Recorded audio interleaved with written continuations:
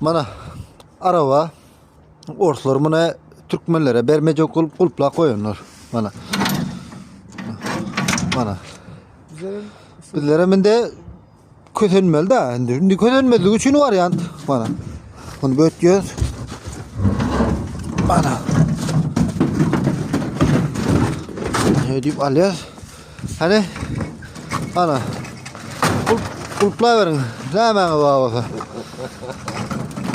Kulpla öyle. Ana şunu da sama öyle şuna. Ana.